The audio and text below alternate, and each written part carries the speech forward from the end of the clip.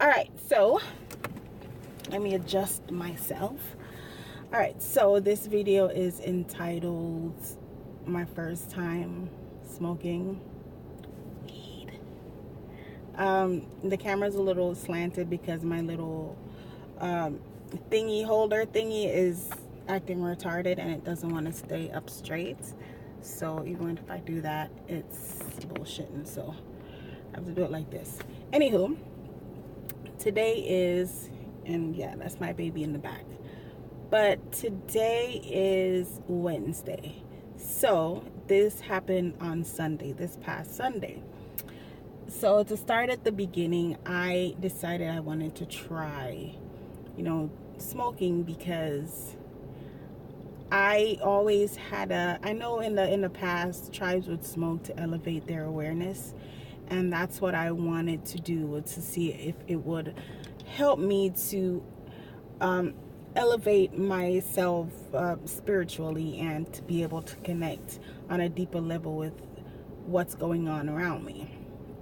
As you guys know, I am a very spiritual person. I do, have a connection with the spiritual world, and I just wanted to see if that would help me to make me more sensitive spiritually.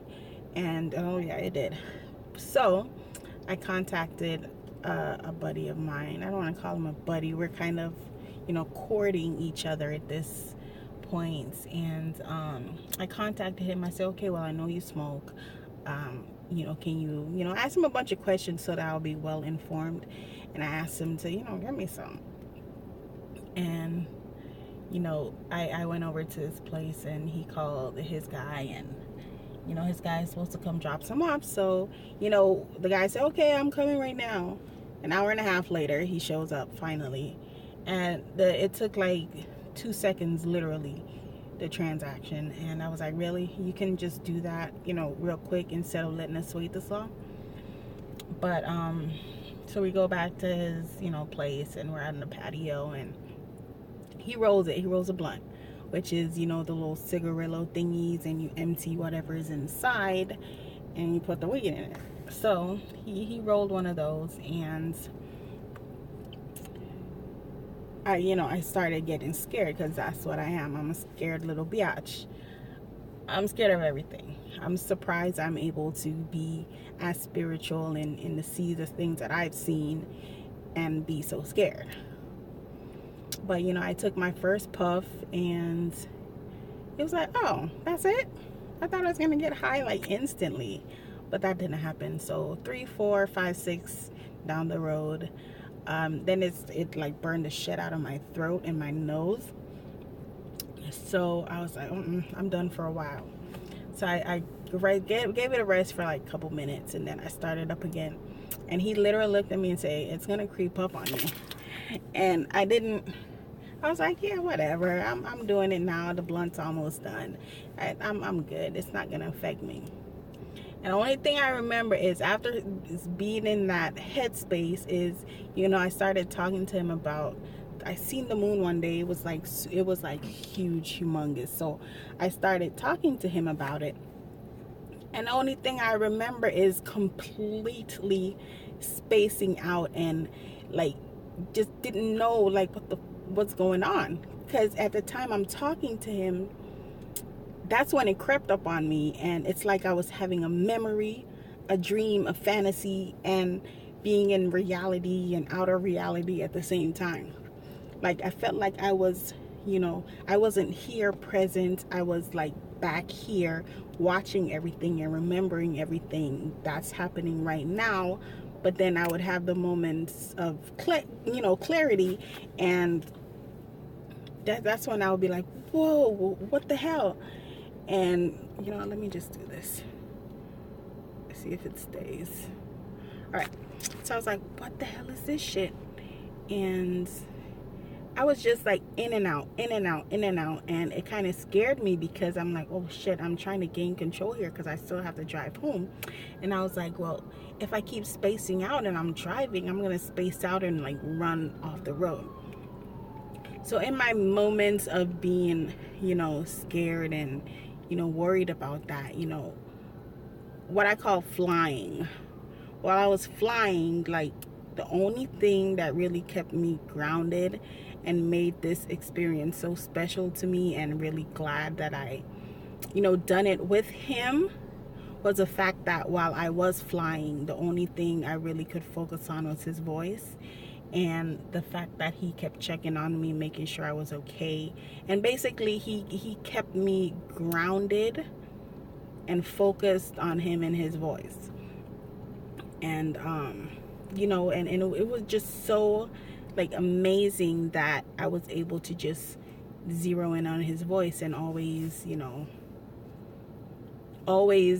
was able to come back to him. And it was real special to me. But yeah, after going in and out, I finally said, okay, well, I need to go home now, because it's been hours and I'm trying to get down off of this. So I said, let me get up and see if it's gonna wear off or whatever quicker, or I'll be able to sober up quicker. It worked a little bit, but it didn't really sober me up to where I said, okay, well, I'm good now, no more memory lapses. It just sobered me up enough to say, okay, well, I've gained a little control. And that was the main thing that really made me not like it at the moment, is the fact that I could not get control of the situation and snap the hell out of it. And control to me is very important, because no one wants to feel like they're not in control. So I finally get in the car and gave her kisses and hugs goodbye, and got in the car and started driving. So I said, okay, this isn't bad. But it wasn't bad to where I wasn't driving right, or I was driving crazy. It was just weird that I was present driving in that moment, but then trying to remember, it's like, well, how the hell did I get here? It was just so weird. But the weirdest part, I turned on the street that I used to go home, and I guess there was a huge accident, so there was a lot of cops. So I said, oh hell no, I'm not even going that far. I turned around because they had the road blocked off anyway, so I would have to take a detour. So I took a detour and I went down a mainly residential street. It was it wasn't dark, but it was quiet. It was dim. And I was like the only one on the road. So I went down that street, and it was blocked off too, because it was, still very close to the other street. So I turned down this street, and all of a sudden this huge ass white SUV came behind me, and it was literally this close to me. And I was like, well shit, why is this guy so close to me? If I stop at all, or if I slow down, he's going to hit me. So at that point I was scared, because before the truck even came behind me, I was scared because I was the only one on the street, and it was Easter Sunday, so everybody was home early, and plus it was 3-4 o'clock in the morning, so nobody's gonna be on the street. So I was scared that I'm alone, and I just don't like the alone feeling, because you feel that's when things happen. So this thing basically appeared out of nowhere and was on my ass. And after I thought, well, why is this guy so close to me? Then another car came and was getting ready to turn behind us, and shift my attention to that new car coming, and shift back, and the white SUV was just gone. It was like it disappeared. And the thing is, there was nowhere for it to turn, and even if it was someplace to turn, I would have been able to see him or his lights turn away. This thing just vanished out of thin air. And after I saw that, I got so scared. Even though these things aren't new to me, it's just when they happen, it's oh my god. But I know it was more of, wasn't really anything. And I know I wasn't just paranoid, because I know that's what a lot of people are going to say. But if you know my life, you know that these things happen to me constantly. But it's the fact that, that it just happened. And like I said, I recognized the way that I was feeling, that I was scared. And I think it was just there to offer me comfort and say, okay, well, you're not alone. But being a scared little girl that I am, I got scared. And I was like, oh my God, is there other things in here with me? And even, gone to the point of seeing just random one guy here, one guy here walking on the street. And remember, it's 3:30, 4 o'clock in the morning. So I'm like, why is this guy like walking on the street? Like, do you not, like, are you for real? Are you, something, and I just say, you know what, let me hurry up and get my ass off the street. So I turned back to get on a more populated or a bigger, brighter street. And once I got on there, I was still, hella high. But I was able to park, to go in. I ended up hitting the backside. Right as I turned into my gate, I hit the back right around my wheel, and kind of scratched it a little bit. And I have a black car, so it's going to be very visible. And that was the only thing that happened. And it happened right as I turned into my, my complex. But yeah, I got in. I was hungry as shit because I didn't eat dinner. So I got in 3-4 o'clock in the morning, and I was eating dinner. And I gobbled it like so quick. I've never eaten. I almost choked. I'd never eaten that quick. It took me like not even 2 minutes to shove all the food in my mouth and gobble it down. And I was like, what the hell? So I said, you know what, fuck it. I'm gonna wash my hands. I went to lay down and I slept. I slept for like 2.5, 3 hours because, school started back on Monday and I had to get the kids ready for school. But I was good. I've never been a sleeper anyway, so lack of sleep doesn't bother me. But, being up that whole day and then finally to the next night, I was still I still felt it inside of me. I was still, flying. And everything done. I laid down and I was like out cold, and I didn't wake up until the next freaking morning. And I was just like, well, damn, I don't even know when I fell asleep. But, making this long ass story short, I really, in the moments, I was scared and I didn't like it because I lost control over myself and I wasn't able to pull myself back in. But I do like it, and I do like being high, and it was the best experience ever, and I will probably continue to do it. Not a lot though, but once in a while when I really need to relax and really want to feel something and you just want to have fun.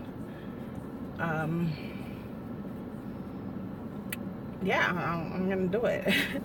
But like I said, it was a really special, it was a really special, what's the word? I forgot. But I'm glad I chose to do it with this guy. It made it special to me, just because of how attentive he was in the moments, and how my mind was able to focus on him and only him, not even myself. And it was just really, I will remember it like forever. So yeah, it was real nice. I was talking to another friend, which me and him, we talk a lot, and I've always been on him like, you need to stop smoking. It's like not good for you, which I'm aware that, it is a drug. It's not, I'm not switching my thoughts on whether it's a drug or not, because anything that alters your state of mind and state of being is a drug. It's just, talking to him afterwards, I'm like, I can't say shit because I liked it. So you know what, everyone's grown, everyone makes their own decisions. You can't judge someone based just because you don't like what they're doing and it's not suitable for you. Everyone's entitled to be happy and entitled to you know, do what makes them happy. And I'm not a judger. I'm over, you know, looking down on anyone or, you know, judging anyone for any reason, unless if it doesn't harm anyone else, then feel free to do whatever the hell you want to. But when it infringes on other people's rights, then it's when I have a problem. But you know, it really didn't, you know, mess with anybody or anybody's rights or anything. So I'm like, whatever, do whatever you want, dude. It's your life. Live it, be happy. And if smoking makes you happy, then be happy. Oh, the sun looks great today. Look real good today. And the sun is shining, baby. But yeah, that's it. That was what I wanted to say in picking up my son. So he's about to get in the car soon. So that's it. So thank you guys for listening. Talk to you soon.